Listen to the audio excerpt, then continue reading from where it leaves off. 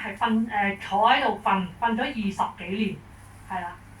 咁咧佢平時咧冇人同佢做朋友嘅，佢冇朋友啦，啲街嗰啲人咧全部咧即係冇屋企人啦，咁啊街嗰度咧啲人咧亦都唔會同佢講嘢。於是咧姐姐經過見到佢咧就攞嘢俾佢食啦，咁啊跟住就去慢慢就開始就同佢成為朋友。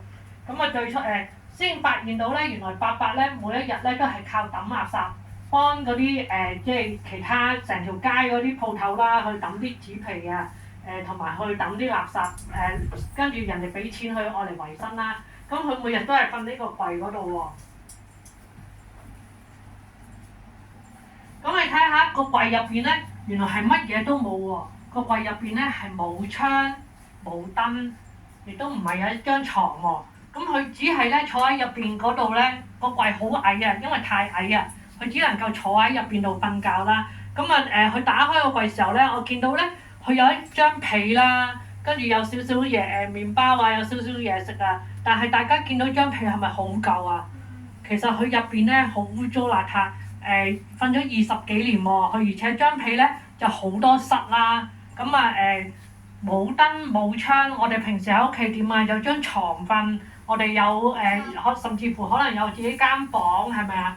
一定會有冷氣，但係伯伯夏天嘅時候係冇冷氣喎，亦都冇即係佢亦都冇燈喎。佢夜晚黑咧係靠街嘅燈咯。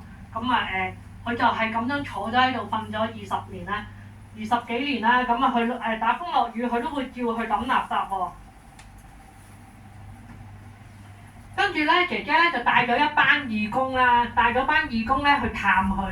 我哋咧去探佢嘅期間咧，亦都會同佢祈禱啦，去同佢講聖經啦。原來伯伯好中意聽聖經，因為佢原來佢以前咧從來都冇朋友嘅，佢慢慢接受咗我哋咧。因為佢個身其實都好臭嘅，佢好耐冇沖涼啦，好多虱喺個身嗰度。但係我哋都冇嫌棄佢啦。因為我知道街上面咧有好多人都好怕污糟啊，佢好怕呢啲咁嘅嘢。但係我姐姐同埋一班義工咧就冇嫌棄過佢啦。咁我哋每個禮拜一個禮拜幾日啦，咁走去揾佢。咁甚至乎咧知道伯伯原來中意打乒乓波，咁我哋就帶咗佢打乒乓波喎。